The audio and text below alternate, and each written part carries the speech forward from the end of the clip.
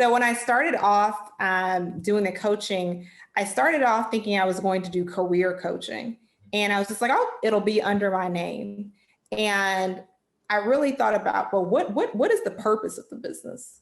What is the purpose of the business, and how will you make sure that your ideal client, your prospective clients, as well as anyone that works with you knows what we are about?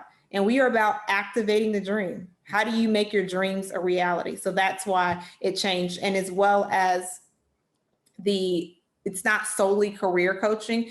It's primarily leadership coaching, personal and professional leadership. So when I was going to work with career coaching. And now I found that really what I love to do is that sweet spot is the personal and professional leadership for young professionals. This is the Public Health Millennial Career Stories podcast, where you'll hear about diverse career stories, career strategies, get tips, and learn from others to help you in your public health career journey. If you want to learn about public health careers, or just hear public health stories, stay tuned because you won't want to miss this. Welcome to the Public Health Millennial Career Stories podcast, episode number 59. Hi, everyone. Thank you so much for joining me once again today to take in another episode, another great public health story. I hope that you all are doing well. Make sure that you all are subscribed, whether that's on YouTube or the podcast platform. It helps this show get out to more people. It shows that there's more engagement, so I greatly appreciate that. Be sure to like this if you're on YouTube and share it with a friend if you're watching this anyway or listening to this anyway. I greatly appreciate that. I think that a lot of people can take some value from these episodes and this show in total. So definitely share it. If you want to support the show, definitely go to buymeacoffee.com/the PH Millennial and you can support there. This episode is great. I really just love this person's willingness to learn and really showing it in the interviewing process and making her get to a high level at a very early point in her career and then shifting out of that. It was very interesting, and I think that it is awesome that she's doing this and she's doing a lot of great work. And I just wanted to put in there, I'm sorry for saying that Cornell University was in downtown New York. I should have known better, but that's neither here nor there. We learn and we go on. So without further ado, I hope that you all are doing well, and I hope that you all enjoy this episode.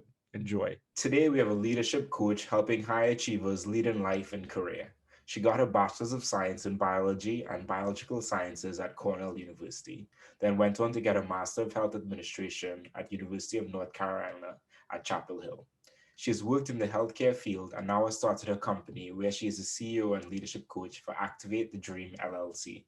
She also hosts a podcast under Reset with Raven and is on Instagram at Raven M. Harris. We have Raven M. Harris, MHA. Welcome to the show. Hello. Thank you for having me.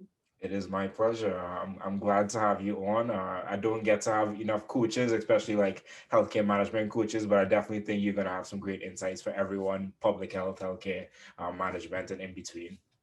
I'll try not to disappoint. Nah, you definitely would. How are you and how you been coping during these times? I'm good. It's definitely a lot of transition, and I'm excited about the future.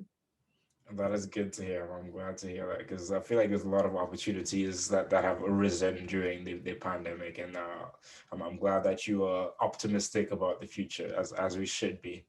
So just tell me, how do you identify, and then tell us a little bit about your personal background. Identify right now, like for my business. Is that what you're referencing? I feel like people have answered it differently. People have said their pronouns. People have said I'm like a Black man, Black woman. I'm from this place. So like I leave it up to people to interpret it however they want to interpret it, to be honest.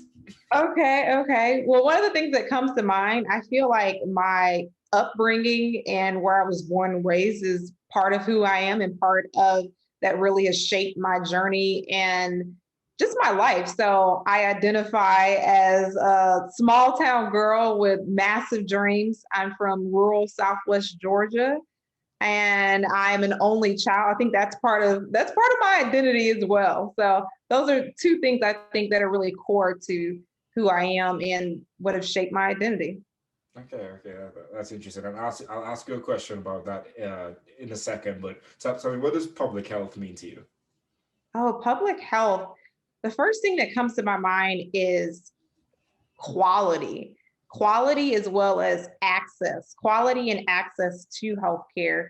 And part of one of the major reasons why I pursued a career in healthcare is being from a rural town.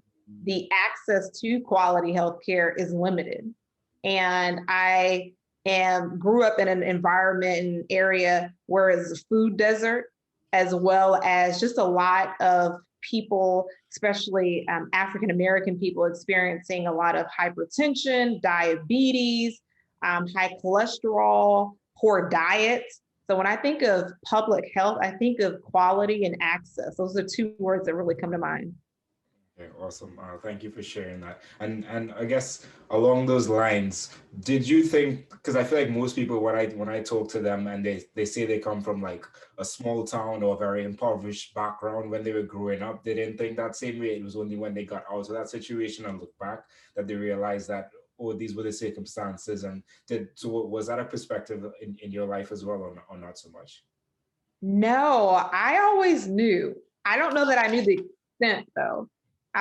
Very fortunate that my parents made sure that I had exposure when I was younger. So we did some traveling, as well as I think, even though I wasn't traveling with my father while he was in the military, I think also to his background and having the opportunity to see other cultures, other environments, other places in the world. And then after he retired and they had me, I think being exposed through travel really showed me some other places in the world to say, oh, it's not like this everywhere. So I knew.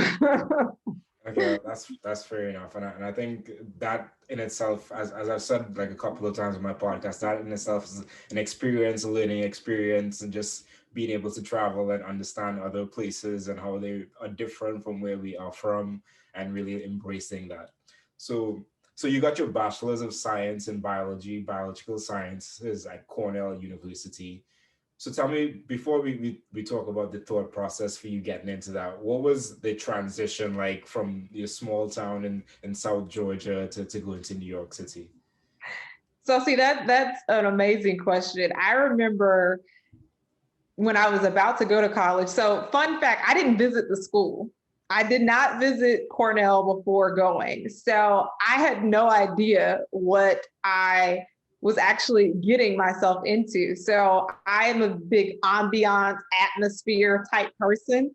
And I got all of that from a picture. I was like, this place is cool. The videos seem amazing. And I wanted just to have like a different experience rather than going to a college that was within my state. And also too, I just wanted to feel like, okay, let me get my wings for the first time and go off to a different place.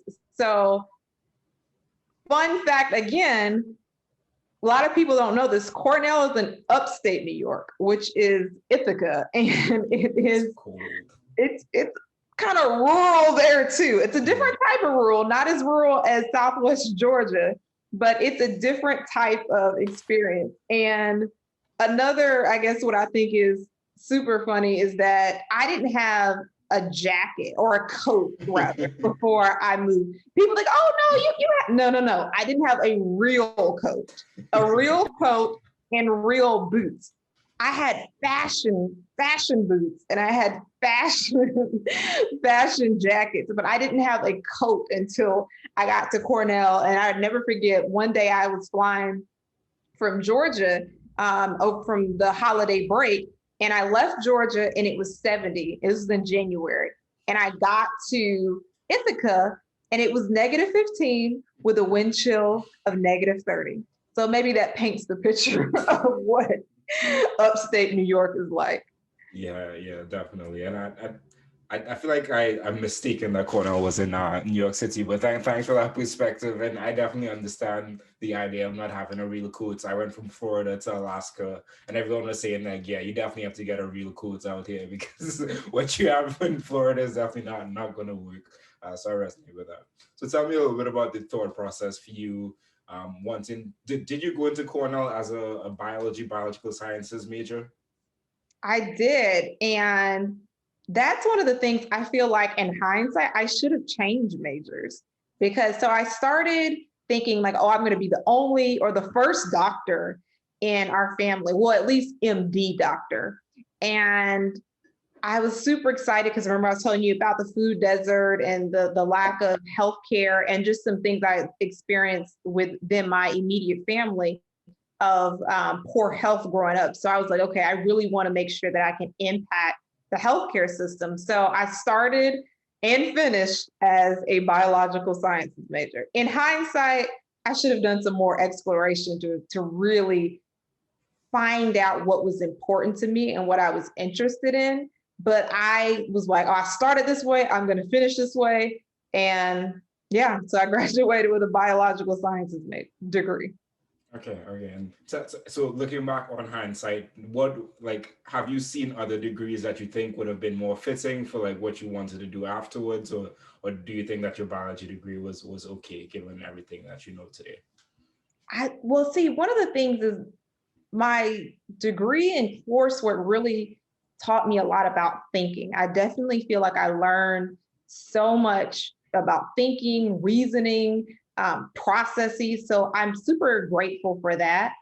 Cornell has one of the top hotel schools in the world.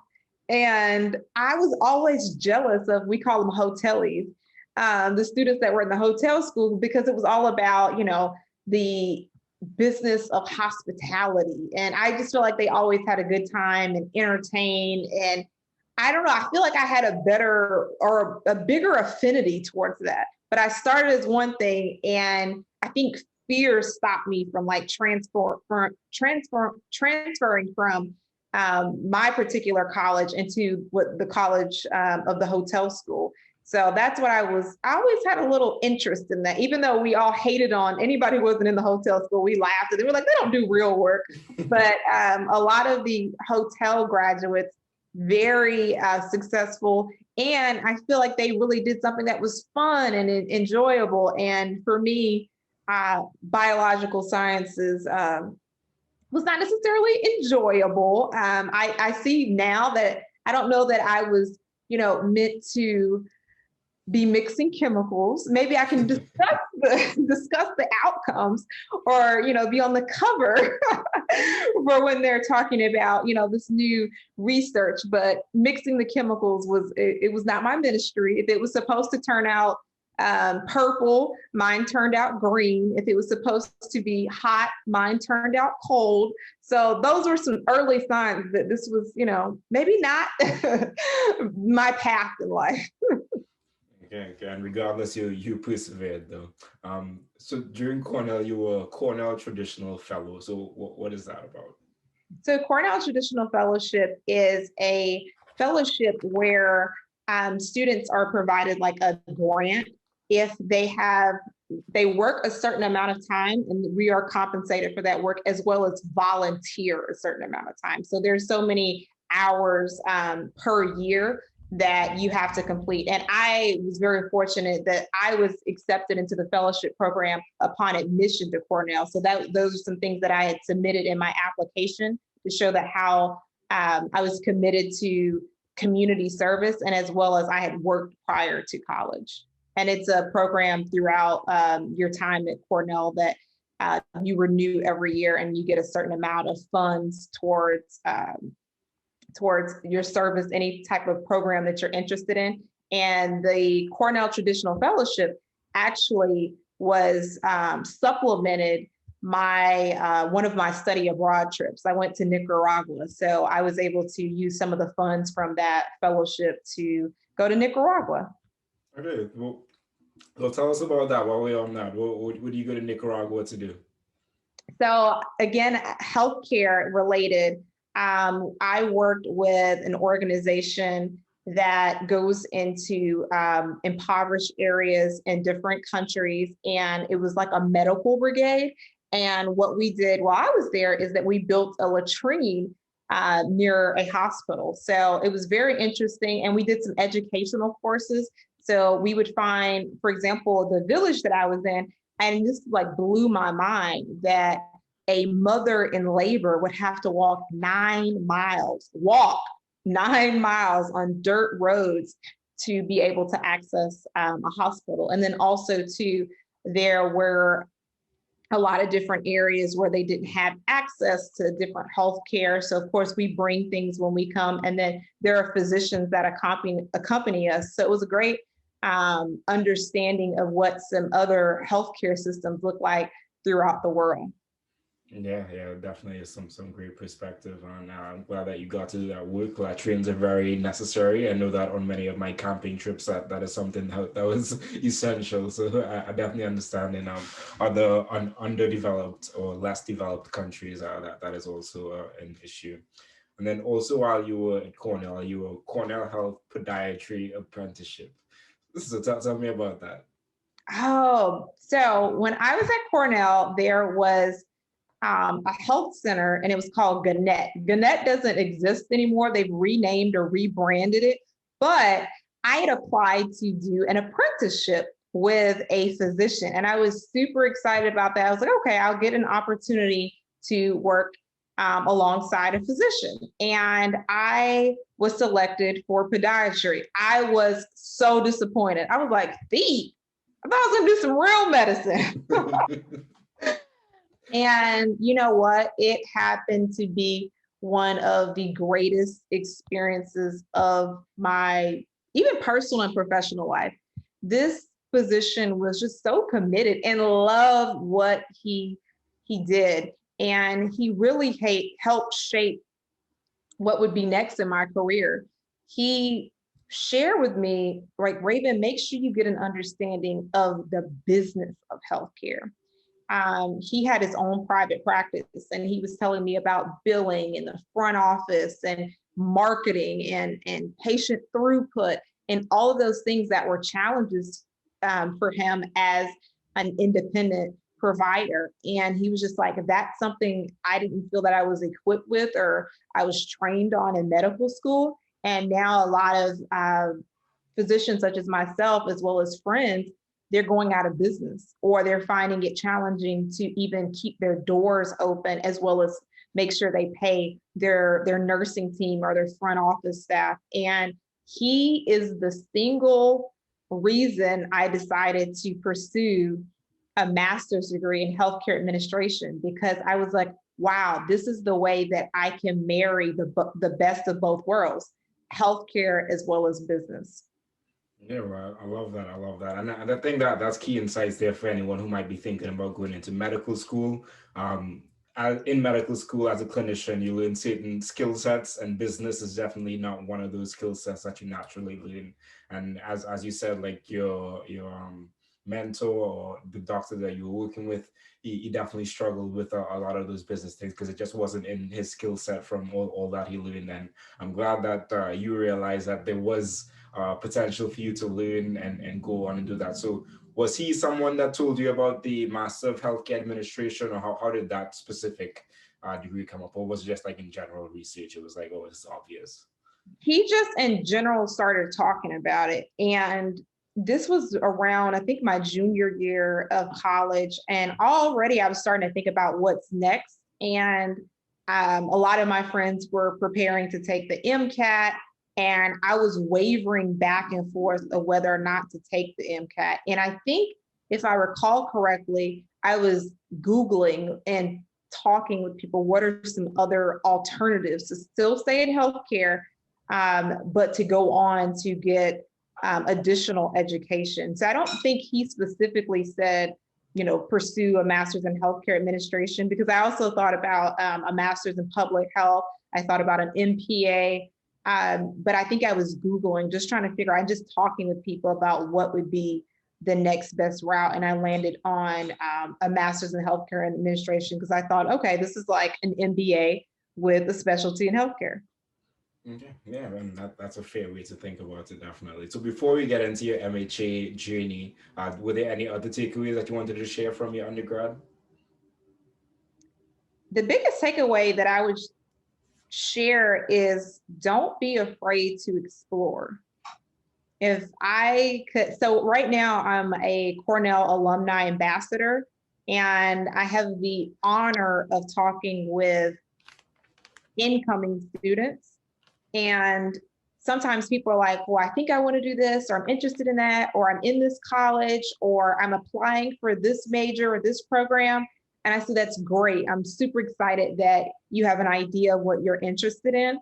But once you are provided with new information, it's okay to change routes. It's okay to explore something different and to try something new. This is your time of learning. This is your time of really understanding yourself. College is amazing. It's a self-awareness journey.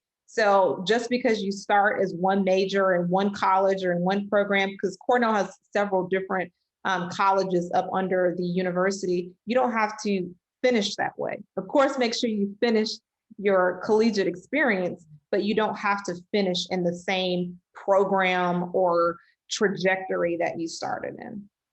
Yeah, I love that advice a lot. It definitely is something like I feel like you definitely have to get some sort of direction, but then as you learn and you get more experiences and you get more things under your belt, you're able to pivot and say, okay, this might be something that's more interesting for me, or I might be more passionate about, or it just fits more with my skill set. So, and as I've said a couple of times before, changing your mind is like a superpower, and it's one that is very underutilized and underappreciated as well. So thank you for sharing that. Um, so then you went on to get your Master's of Healthcare Administration at the University of North Carolina at Chapel Hill. So, well, you shared a little bit about your thought process for this. You did say that you were thinking between an MPH, MPA, and MHA. Why did you decide specifically in the MHA? I felt that it was the best match for my career path. And also, so I alluded to, trying to decide of whether or not I was going to take the MCAT. I did not take the MCAT, but I finished all of the pre-med prerequisites if I were interested in applying to medical school. And I talked to some people who had pursued an MHA, and after they finished their MHA, then they circle back around and apply to medical school. So I thought, okay, Raven, if you change your mind, you've left the door open. This is the best route. If you decide, hey, I actually really wanted to be a doctor, I actually really wanted to pursue that route, it felt like I was still staying within that same area or that arena and having exposure to people. That's another great thing about the MHA program. You have exposure to a lot of physicians and clinicians and hospitals and healthcare. So if that is something that I'm truly interested in, I felt that I was already in the environment to take that next step to apply to medical school, if that were something that came to mind.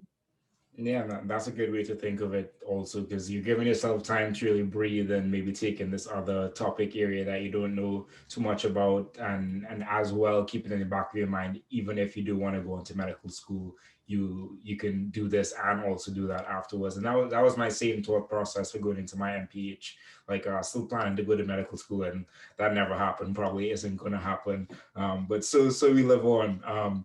But tell me a little bit, you said that the MHA more fit your career trajectory or what you envisioned for your career. What was that at that point in time? So at that time, the only thing that came to mind was I'll be a CEO of a hospital.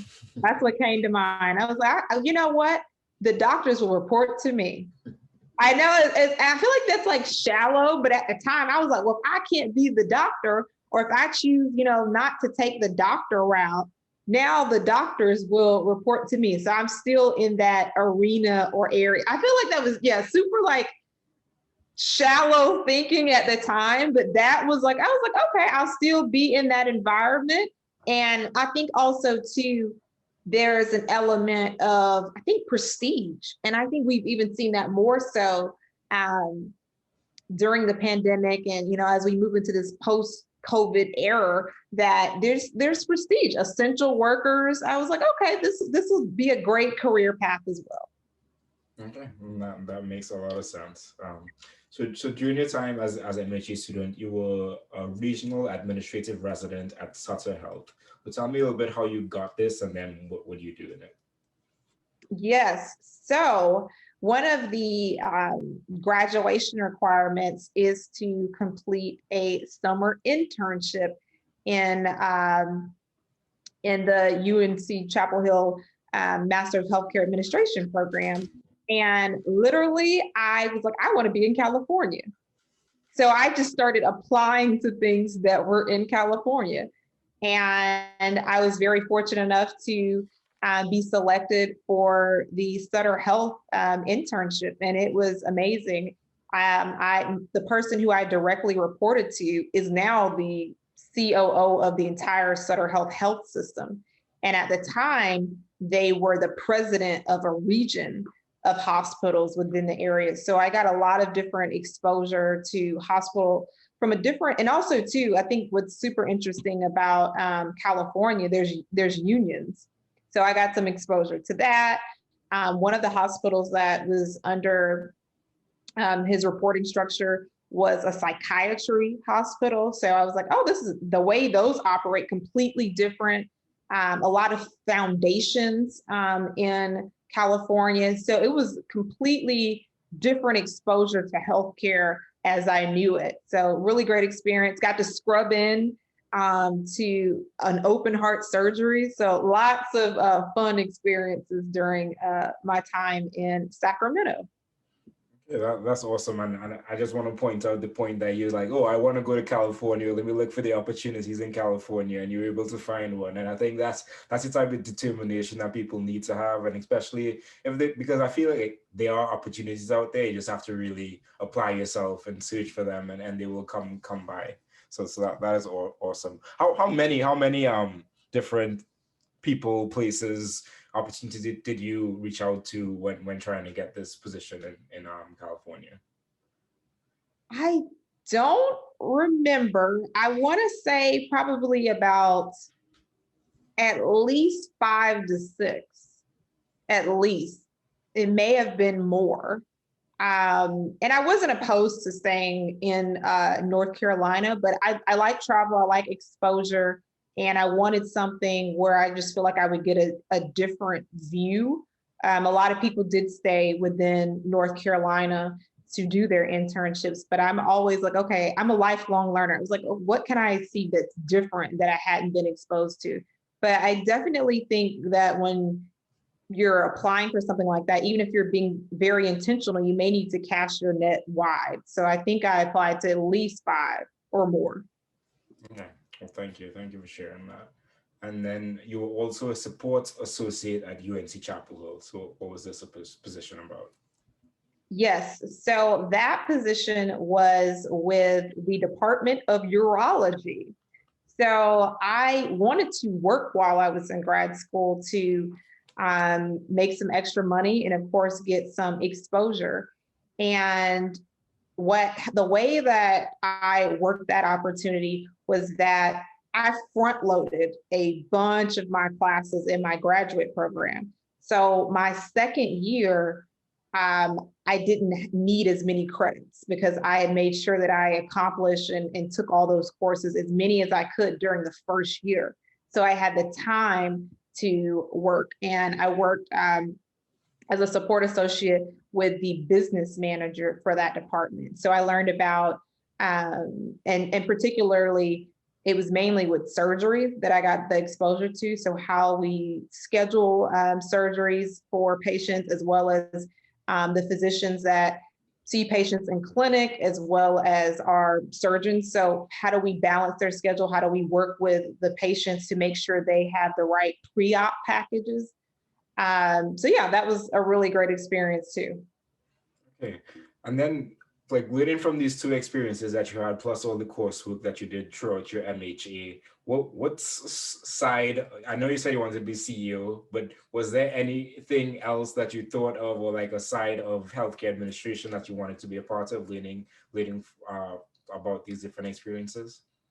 You know, one thing that came up for me in these experiences and continues to come up for me is service excellence and customer experience, patient experience.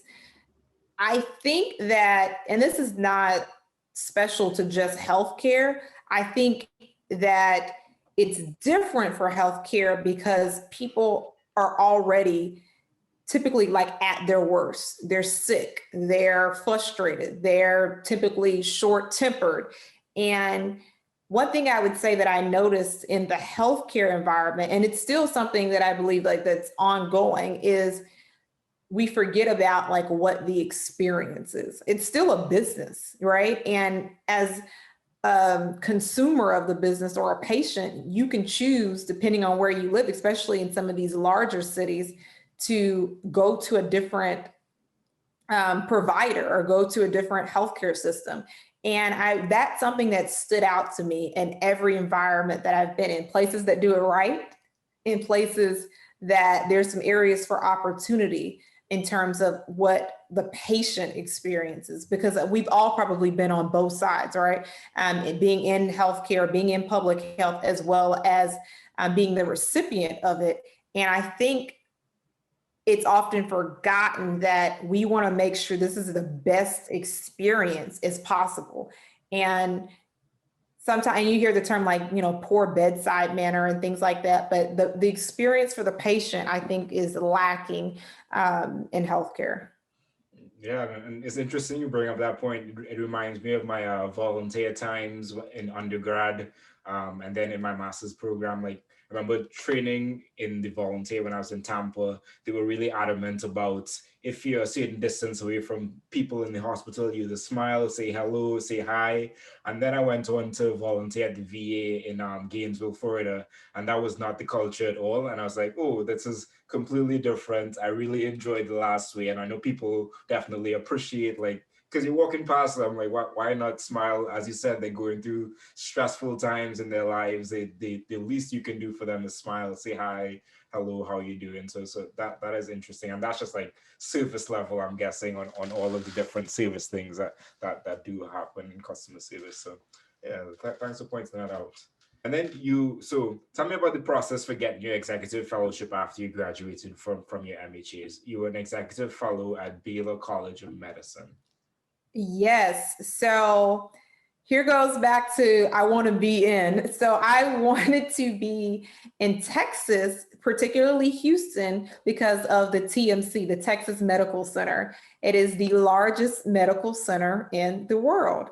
And I thought, okay, you know what? If I'm in Houston, there will have to be opportunities. It's a great way for me to network. It's a great way for me just to really grow my healthcare knowledge. And I also, too, love the fact that it was an academic medical center, because you see healthcare operations, you see academics, you know, of course, you have medical students as well as students pursuing PhDs, as well as research.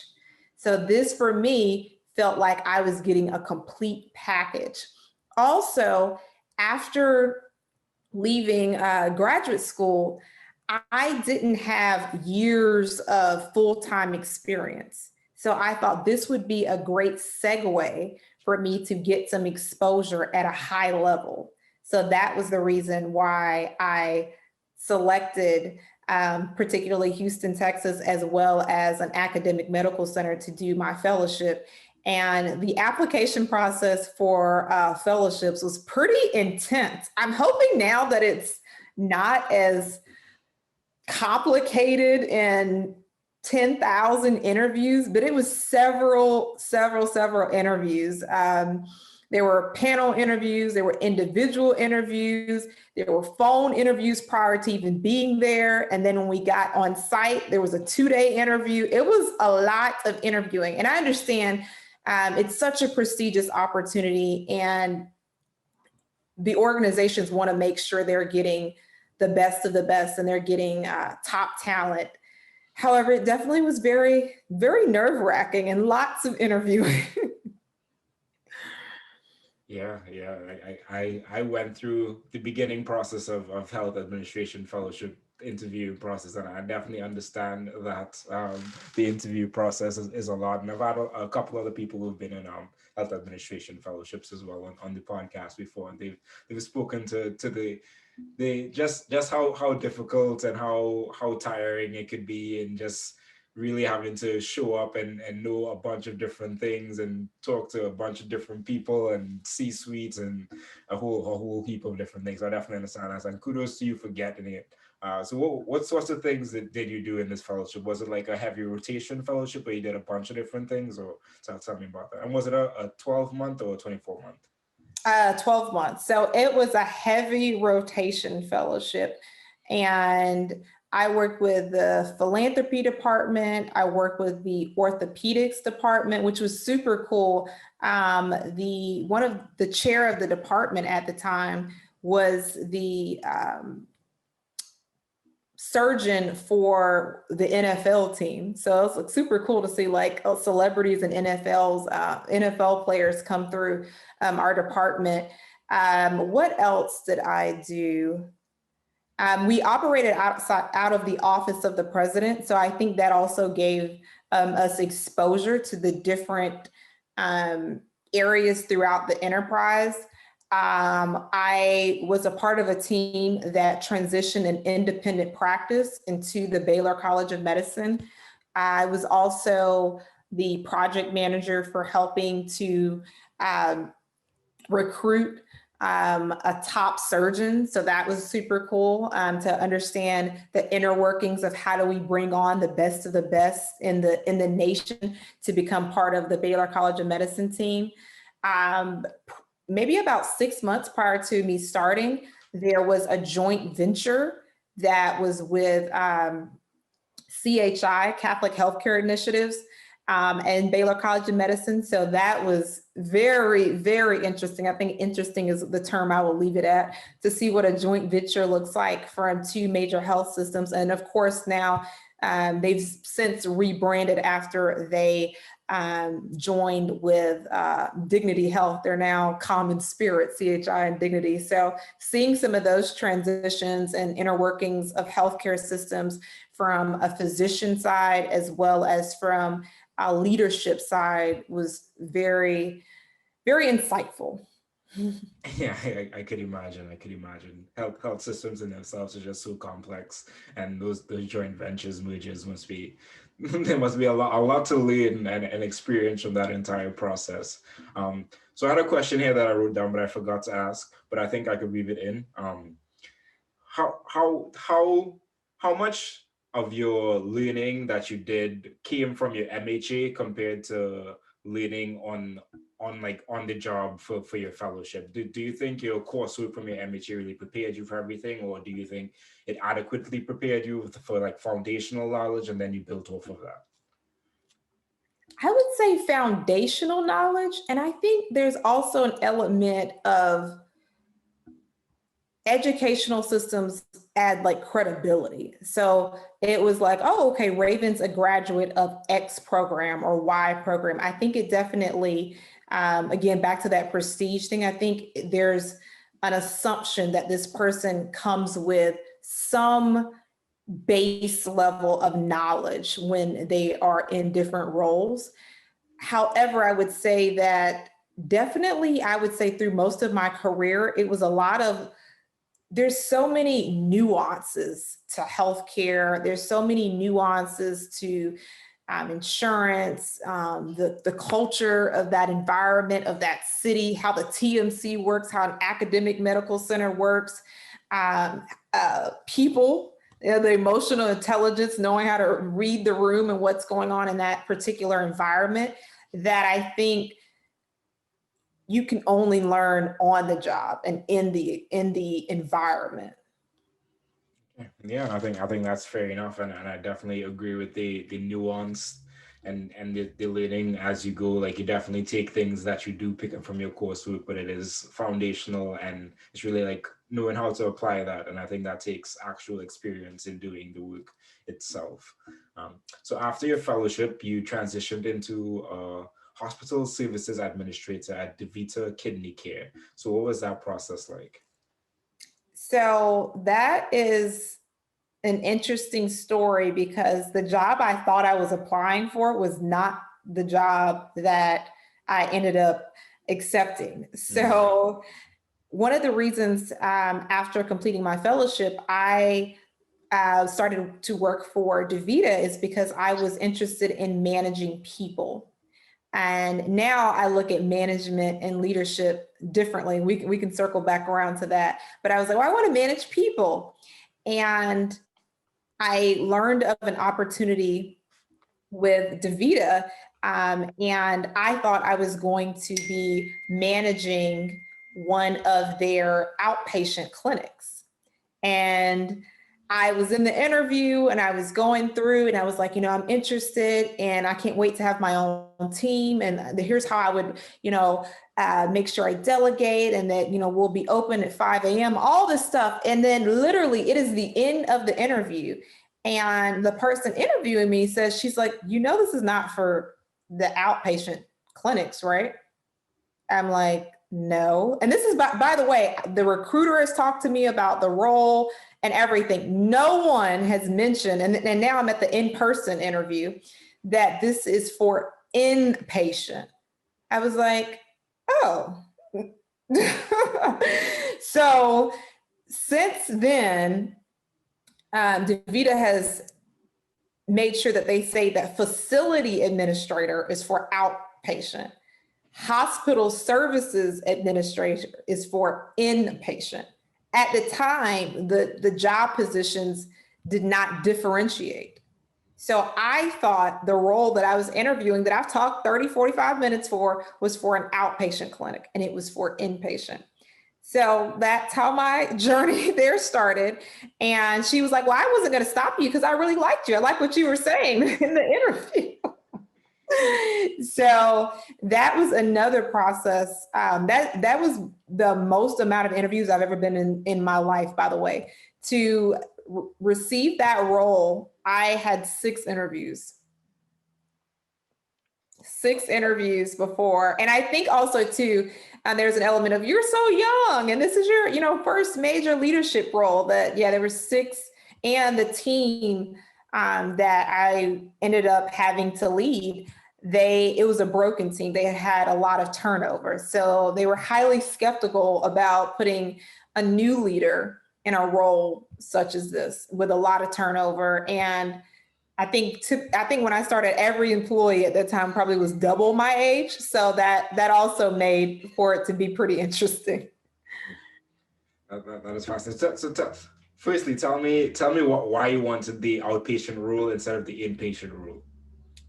So I actually initially wanted the outpatient, because I was like, oh, okay, that'll give me exposure. I didn't get as much outpatient exposure in some of my prior roles. So I initially wanted outpatient because I thought, like, I'll have my own, like, this is my building, this is my team, this is my space, this is right here.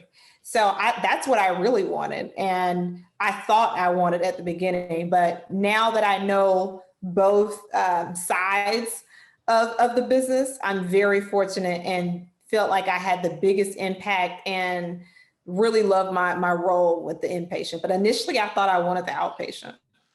Okay, and I guess that goes to show that you never know which exactly you want until it comes up into your lap and you're like, oh, I kind of like this now.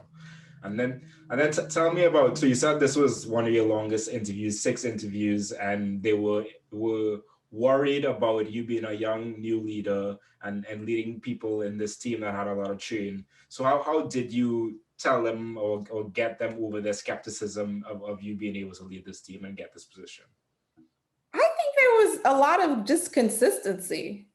And I think enough, like, consistency in what I was saying, consistency in how I presented. And as the interviews and the level of the person increased that I would interview with, I think the fact that I was consistent in what I said, consistent in how I presented. Like if you see me Monday, this is how I am Tuesday, Wednesday, Thursday, Friday, and Saturday. And also too, maybe I think it was the willingness, like I'm willing to learn. And I think that's one of the things I lead with, that I'm a quick learner and I'm willing to learn. I recognize and I understand I don't have exposure to your environment, but with the right training, the right mentorship, I know that I can do it. And I think that was one of the things too. I know that I can do it. And two people told me throughout the process, we were hoping we scared you away with the continuous interviews, as well as telling me about the challenges of the role in terms of how there had been a lot of turnover. The team hadn't had a constant in terms of leadership for quite some time. There were gaps in terms of the team members they needed. They were actively hiring for different parts of the team. So I think telling me the type of environment I was coming into, I think they were hoping I'd say, oh, absolutely not. Oh yeah, and we were on call 24/7, 7 days a week. So I think people were like, oh, after she hears all this, she's gonna be like, absolutely not. Maybe self-select out. And I was like, okay. I think that was the other thing, like just the assuredness of like, okay, I can do this. I can do this. That's awesome. I really like that. That's great insights, because I bet they would try to scare you with all those responsibilities and all the different things, but you were like, oh, that's okay. That comes with the job, and I'll do it if I need to. And yeah, you did. So that's awesome. So what sorts of things did you do in this role? Oh, what didn't I do in this role? So I, at the end of my time there, was overseeing 6 hospitals and the inpatient dialysis of those particular hospitals. And we do everything from hiring, recruiting, opening our facilities, training, teaching the different nurses how to operate the machines, the different modalities, coaching first time. I feel super fortunate that I was able to really coach up my replacement. So succession planning. I also was the leader for the procurement. So that was over 24 hospitals within Greater Houston, of making sure that we had all of our supplies, as well as oversaw our delivery and driver team. I think one of the things that I really loved about that experience is because there is so much, because we are on call 24/7. And a lot of things, people don't know this, but dialysis is a subspecialty, of course, of nephrology. And it's not something that is typically focused on within a nursing program. So a lot of hospitals contract dialysis out. So in a lot of hospitals, we are seen as the only people that know how to operate those machines. So again, back to prestige and being in a position of service, it was an honor to be a leader of such special nurses, because if someone needs dialysis at 2 or 3 a.m., the regular staff nurses, they call a DaVita, or they call a Fresenius to dialyze those patients. So there's so much in terms of what we do. We meet with the hospital administrative staff. Typically, that would be the chief nursing officer or the COO. They're our liaison. There's a lot of focus on throughput, because a lot of times the patients that will be in the emergency room are dialysis patients. So we have to work very closely with case managers, the emergency rooms, to get those patients, like, so throughput, basically.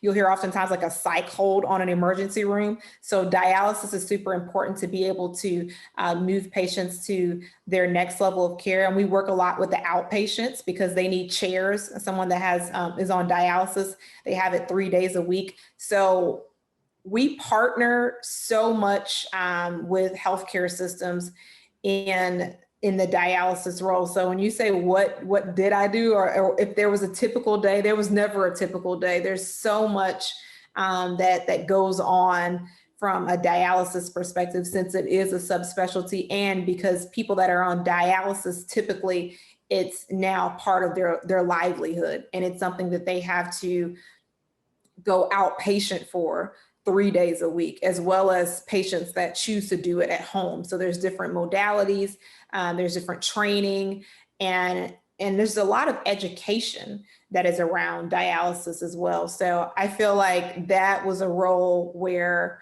I always tell people, put some hair on my chest, because 2 a.m., 3 a.m., Saturday, Sunday, I will never forget, one of my most memorable moments was bringing in the new year in 2018.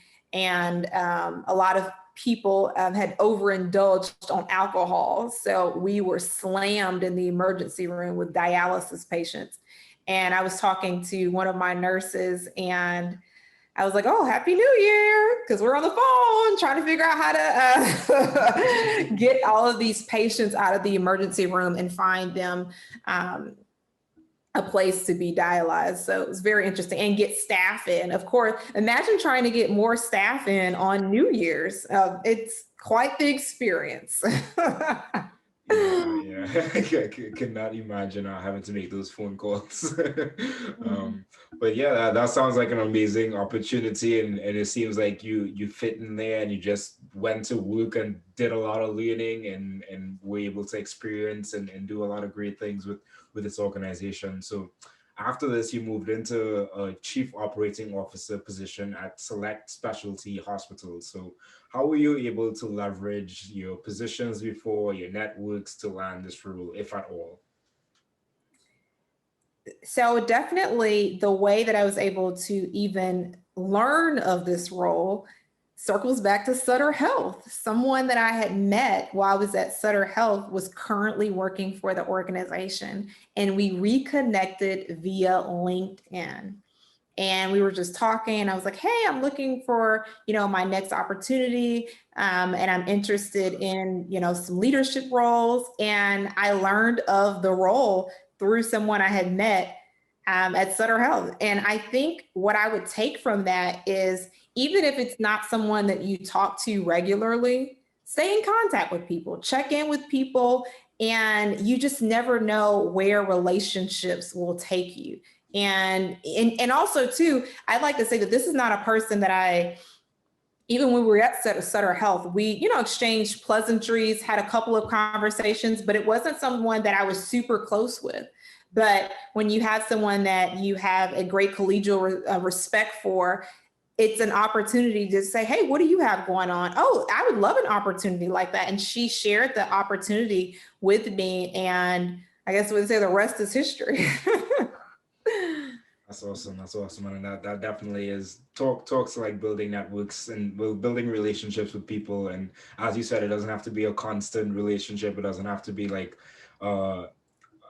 everyday thing or something like checking in once a month with someone could go a long way in those things. And just as you ask for the opportunity, what do you have going on, and you're able to get that. So that's awesome. And I hope that people take that kind of advice. So how did you transition into this role? What kind of responsibilities did you have? Was the workload similar to your role before? Was it more? Was it less?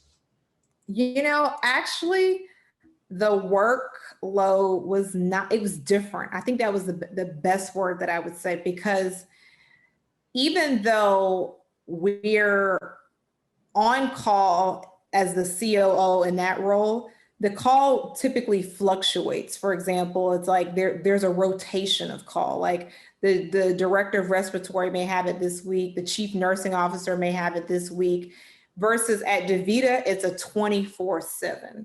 And also too, the nursing team, because they reported directly to me, and the nurse managers, they reported directly to me. I think it was a different level of like relationship, as well as it felt more like family, versus the COO role. that was a higher level role. So the touch points with the team were not as close. It was a different level. The touch points were more so with the leadership team, people that had C-suite level titles and or director titles or management titles. So it was a different type of experience. Yeah, yeah, and so tell me what kind of things did you do as a CEO, and how closely did you have to work with the CEO, if at all? Well, I'm guessing. So very close, very close, every day, in every way. So a lot of the responsibilities so let me also to frame what that particular level of care is. So within the healthcare community, you'll hear it's called an LTAC, which stands for Long-Term Acute Care Hospital. And the rebranding now is Critical Illness Recovery Hospital. So these are patients who are a step down from an ICU or intensive care unit. So what we do a lot in that role is you're looking at the patients that are appropriate for your level of care. So different from an acute care hospital, the admission requirements are extremely different. Think like night and day different. And the discharge is completely different in terms of whether or not that patient is being discharged home, that patient is discharged to a rehabilitation center, or that patient is discharged to a SNF, aka skilled nursing facility. So what the role for the CEO of hospitals of that magnitude is different from the standpoint of you are looking at throughput, you're looking at who you admit, versus if you're in an acute care hospital, if a patient just needs admitting from the emergency room, you admit them. There are rules and requirements that are mandated by CMS for you to be able to admit a patient to an LTAC. So we work very closely with the admission team, and we work very closely with the case managers in terms of where that patient will be discharged to as well, because there's also rules in terms of where they can be discharged, when they have to be discharged.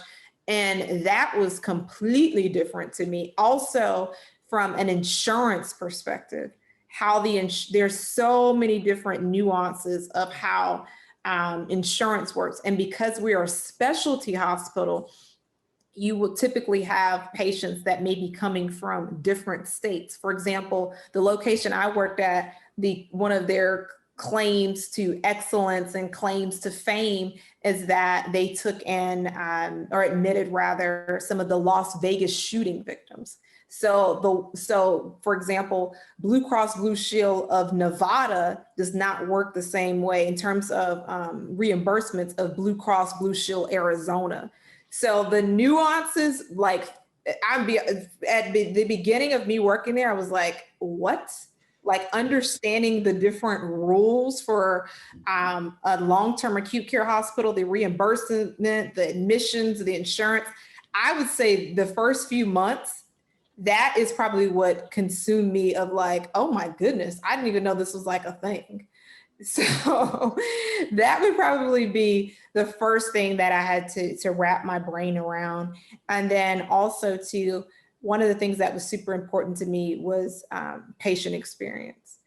At this particular level of care, we, at the time I was there, we had the third highest acuity in the country, and we were often referred to as Vent City. We were in some of the highest amount of ventilators at our particular location. So just think that our patients were very, very sick, very high acuity, and a lot of the patients terminal.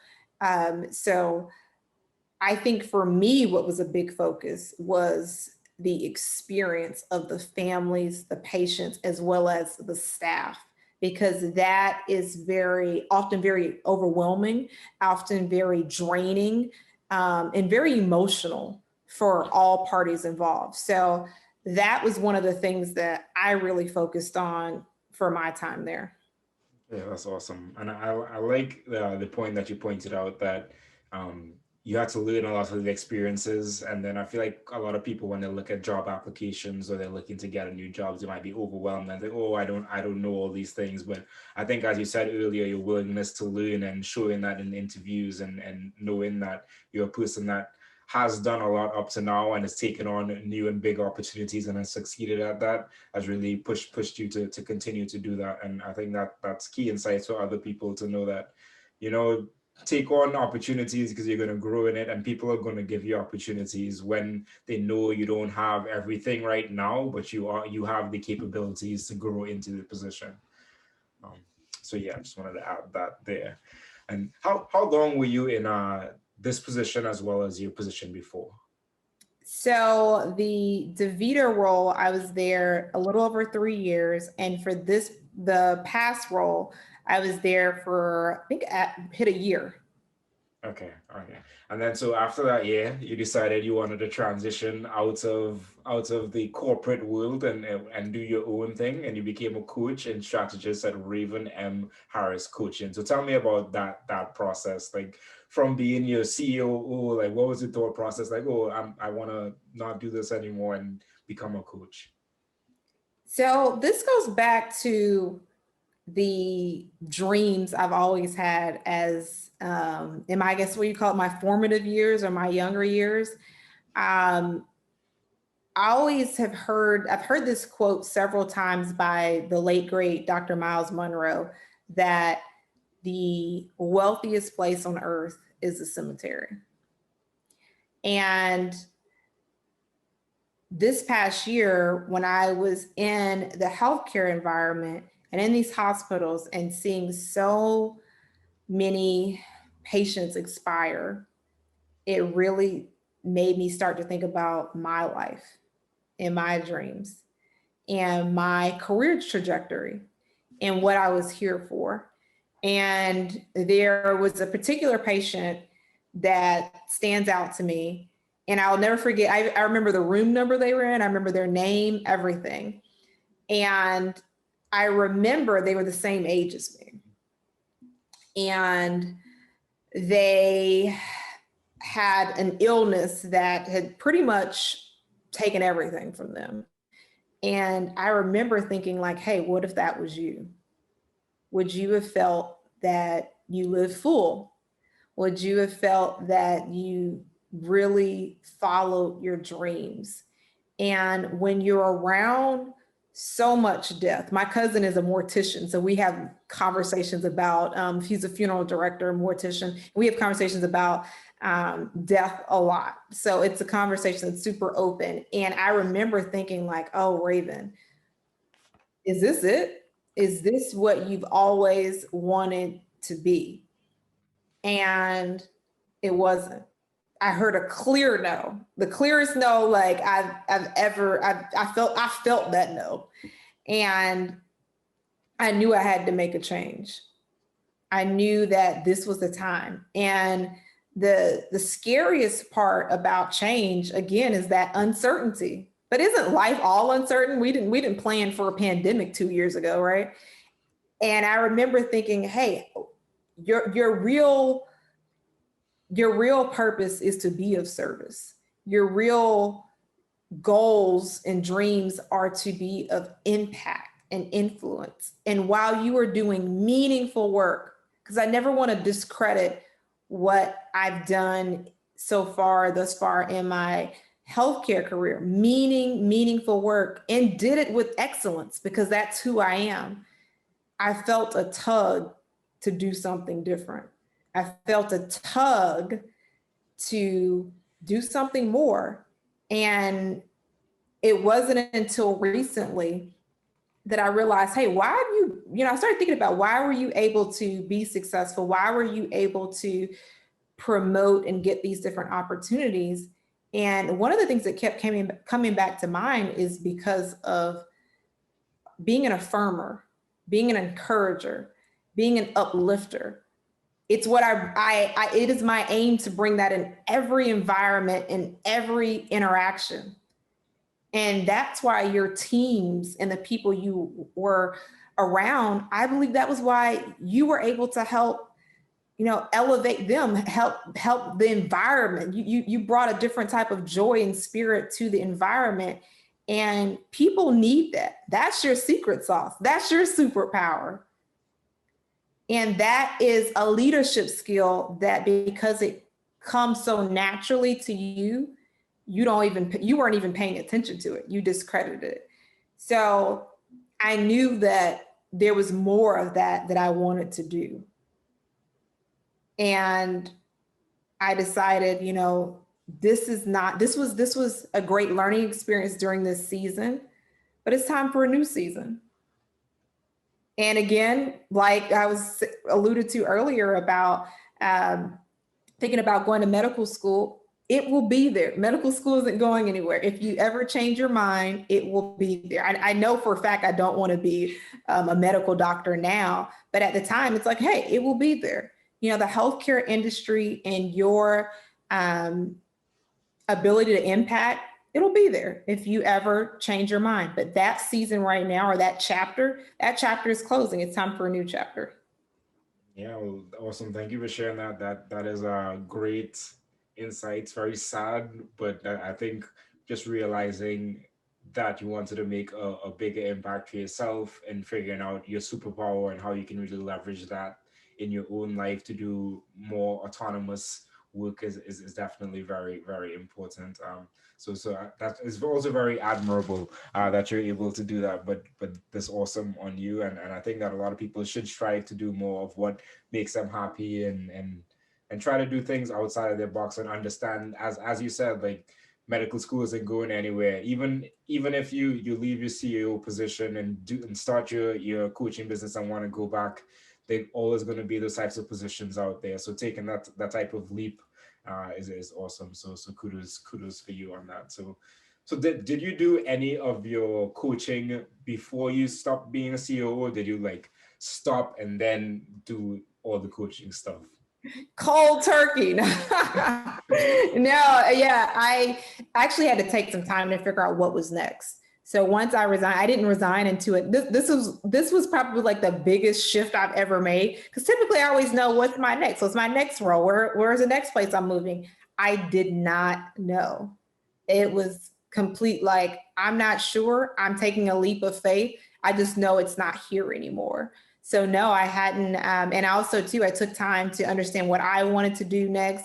I hired my own coach. I went through my own coaching training just to get more clear on what was my next and what that looked like.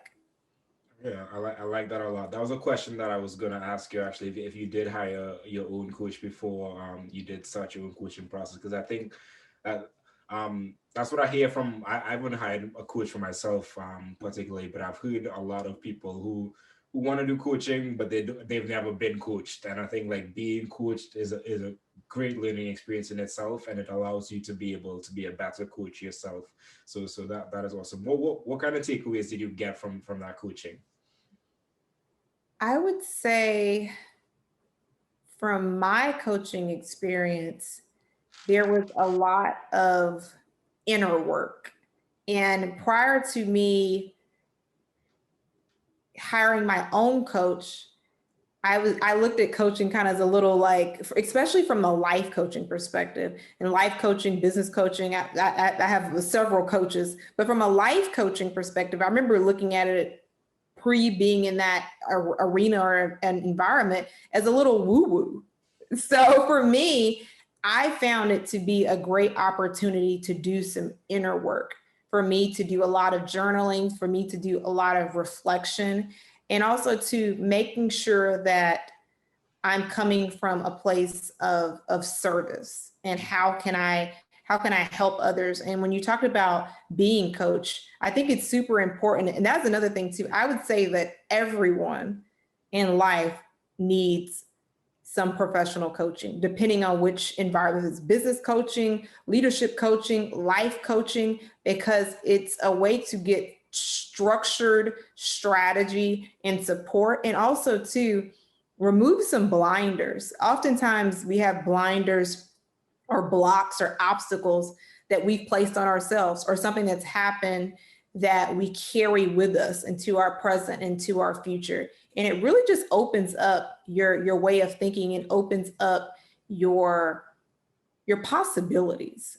So it was very valuable for me. And also too, to think about, what will it be like when, the tables are turned. So I think it was super important for me to actually receive coaching as well. Okay. And yeah, I definitely echo everything you said there. So what was the process from like getting your coach and then starting the business? Did your coach kind of like guide you through what sort of business you wanted to start it, or was that all on your own and your coach is more like just opening you up to more of your self-realization as a person? I think it's a combination of two. Throughout that process, or a both and rather. So throughout that process, it was a lot of inner work, but and a lot of it was for me to think about, where do I find myself to be the most valuable? Where can I have the most impact? And also too, you'll hear people say, as a coach, you are what you needed a few years ago. And even more so, even outside of seeing myself as a coach, I feel like I'm a mentor. I'm a mentor as well as like a trusted advisor for young professionals who are trying to navigate life, trying to navigate their career journey, and that have ideas and dreams and visions, but something's stopping them, something's blocking them. And I think as a high achiever, because I feel like everybody that's listening to podcasts, most of them are high achievers, they're leaders, they're high performers. We often struggle with imposter syndrome, high functioning anxiety, analysis paralysis, because we are people of excellence. And how do you break through that? And it's a journey, it's a process. And having a structured partner, strategic partner along with you in that journey, it's invaluable. Absolutely, absolutely. So who is your ideal customer? Is it just young professionals? Young professionals, young adults, millennials, new and emerging leaders. Those are the people that I feel that I am called to connect with and called to really create a transformation for them. Because I know what my 20s were like, your early 30s, when I feel like we just want to be successful. We want to be successful. We want to do something impactful. We want to enjoy it. And you often even hear the term like that work-life balance. And I have started to use the term work-life integration, because you're not 50% at work, 50% at home, or at least you shouldn't be. So how do you break through those things that I was talking about, that analysis paralysis? And also too, I believe deep down, we all have dreams. We all have goals, but we often will start to go through the motion. It's like, that's not really what I want to do, but it pays the bills. It's stable. And we just exist and not live. And as I said before, the richest place on the earth is a cemetery.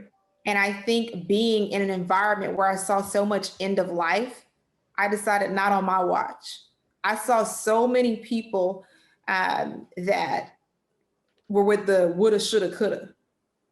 And I think this is the time. This is the time to make that pivot, that transformation, that reset in your career, in your life, so your dreams become a reality. What is it? What fun is it to have all that great innovation, creativity, but you don't know how to go after it? And you don't even have the confidence in yourself and the confidence in your dream to make it a reality. And that was me for years. Like, I've always had these dreams, but I just stuck with the same old, because I was like, this is what I know. I knew the healthcare environment. I felt that was where, I had all of my training, my education is.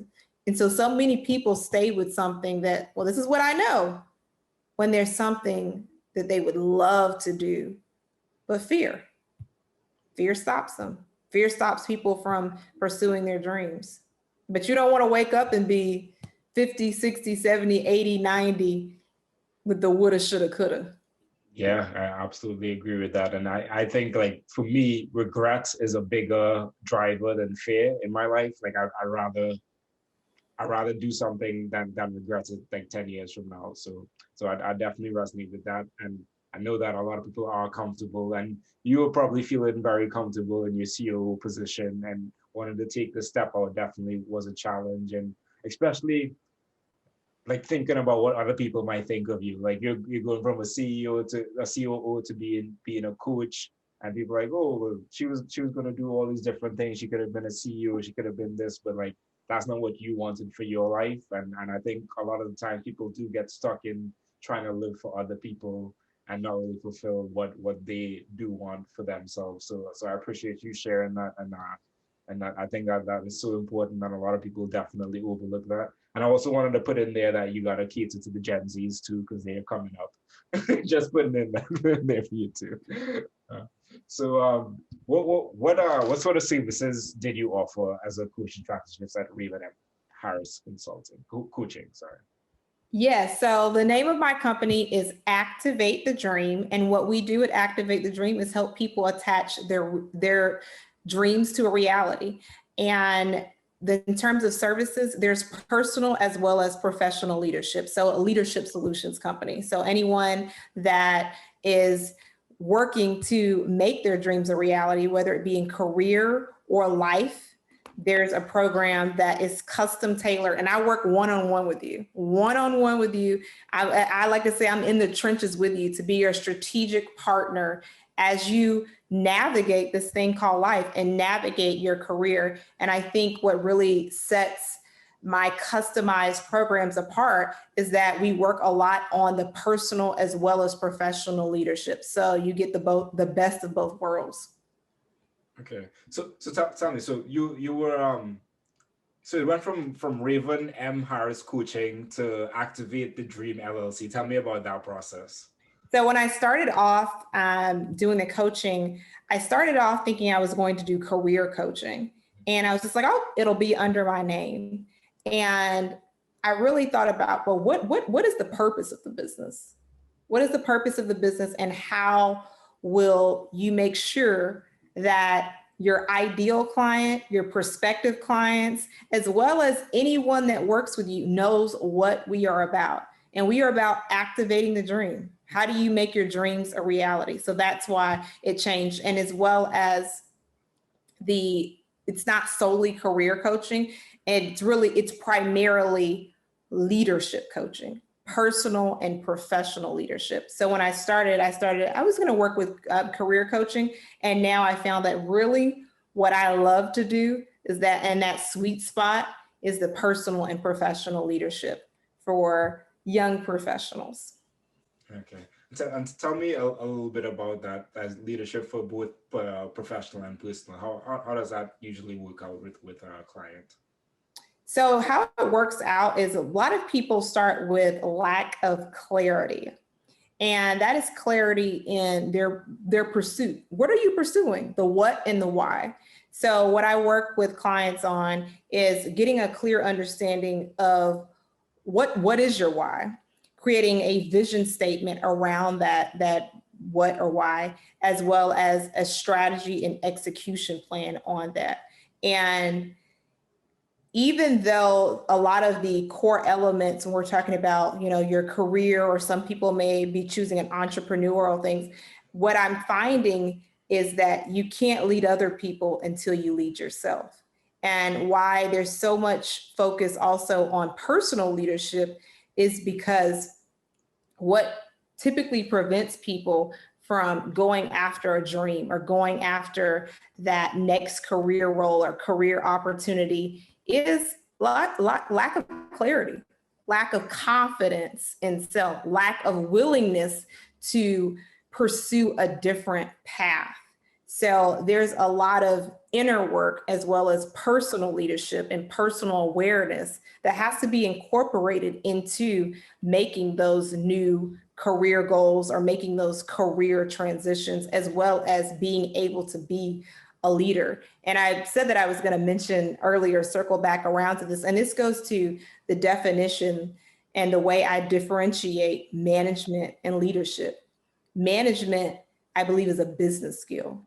Leadership is a people skill. And knowing how to lead people with first leading self is very important in your career trajectory, in your career path. Awesome. That's great. And if somebody wanted to connect with you to get some leadership coaching, how would they get in contact with you? The best way to connect with me is a couple of options would be LinkedIn. Let me know that you listen to this podcast so I know how we met. And I'm Raven M. Harris, MHA on LinkedIn, as well as my website, which is activatethedream.com. Okay, awesome. I'll definitely tap into that and get that professional and personal coaching that you need, you all. So earlier we were talking about your Instagram, Raven M. Harris, and you were telling me that it was dormant for a while, and then you recently made it more active. So tell me a little bit why you wanted to make it more active. So it started that I said my Millennial card was going to get revoked because I had social media and I didn't use it. And I really got, during the pandemic end of last year, especially around the holidays, I would get a lot of different thoughts that were on my heart, and I would start sharing the videos. And it was just amazing, people that would DM me and be like, oh, thank you for saying that. Thank you for sharing that. And I was like, okay, I got to start doing more of this. And one person who, again, this goes back to relationships, who I hadn't talked to, and I think at the time, 6 years, saw one of my videos and messaged me. And she is the reason I started the podcast, Reset with Raven. She was like, this stuff you're saying, more people need to hear this, and you should have guest interviews and you should be talking. And I was like, oh yeah, that sounds good, but I'm not techie. I don't have time to figure out the tech. And this person supported me and was like, nope, you're going to record this. You'll figure it out. That's just an excuse, and really put my excuse away.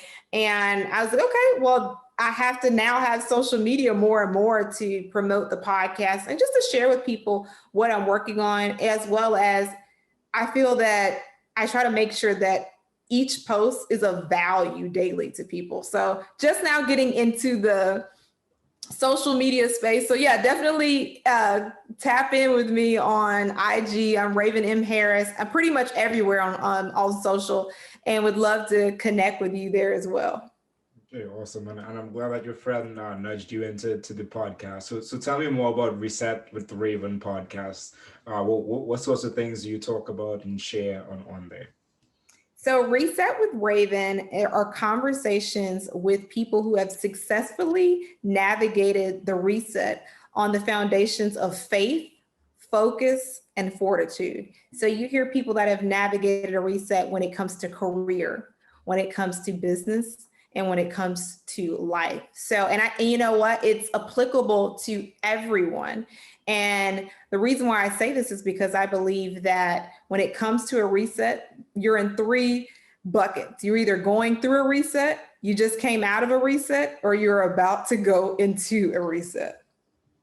Okay, awesome. I'll definitely link that in the show notes for anyone that wants to check it out. And where can people find it if they were interested in checking it out? Reset with Raven is a video podcast as well. So you can check out the Reset with Raven YouTube channel, as well as on any of your favorite streaming platforms, such as Apple Podcasts. Okay, awesome.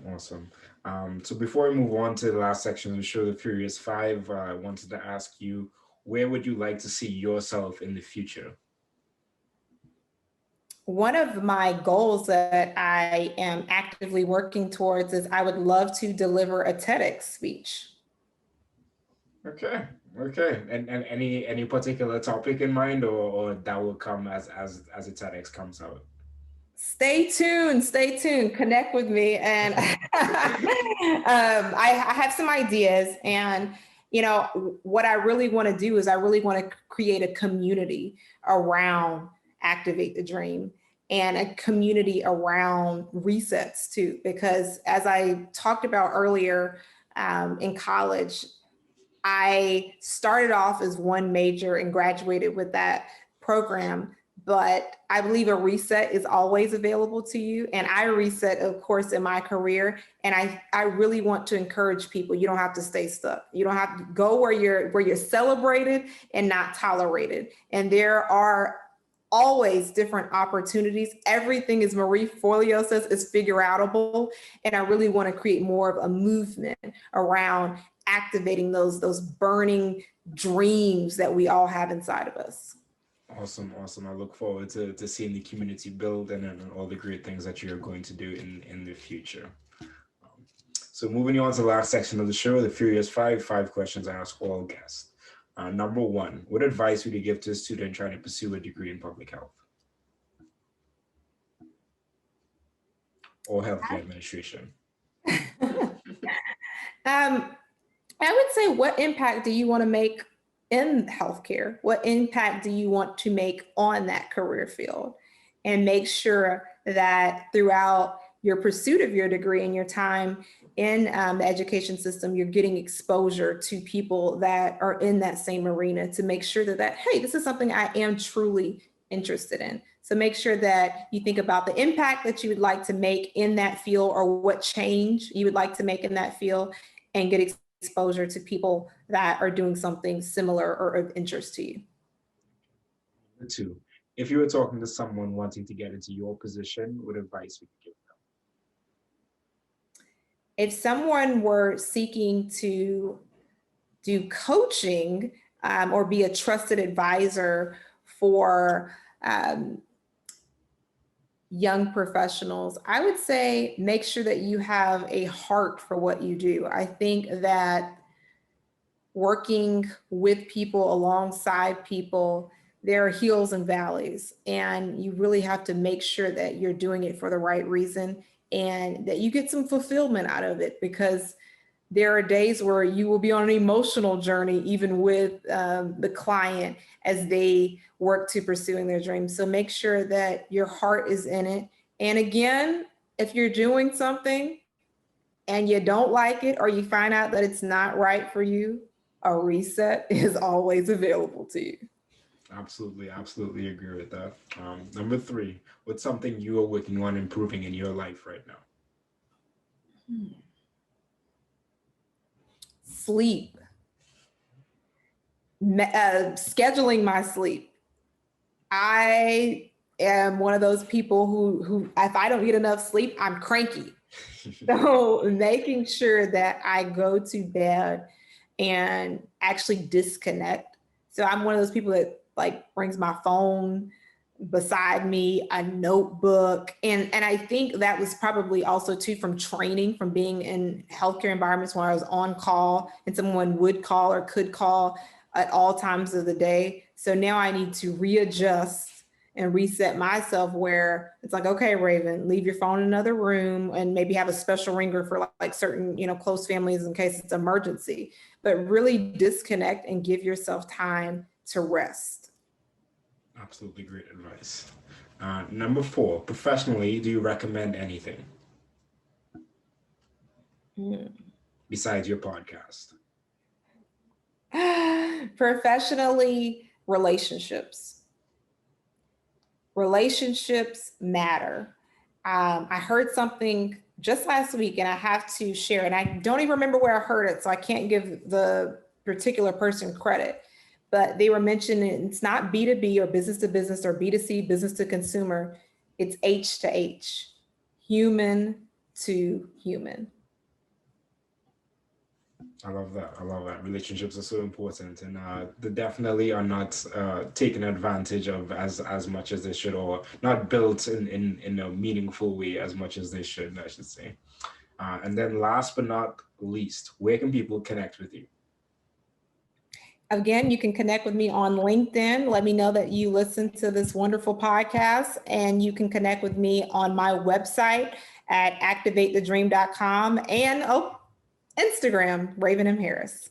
Awesome. So be sure to connect with Raven there, everyone. Well, thank you so much for coming on to the podcast, to the show, and really sharing your story, your vulnerabilities, and taking the leap to start your own business. And I look forward to seeing how you do go forward building this community and just helping others really reset and reach where they need to reach in life. Thank you so much for having me. It was my pleasure. Yeah, pleasure is mine. So some housekeeping items, everyone. Thank you for watching. Be sure to subscribe, to like, to leave a review, and to share this with a friend. If you want to support the podcast, the platform as a whole, you can go to buymeacoffee.com/the PH Millennial and support there. But you all will see or hear me next week. Public Health Millennial out.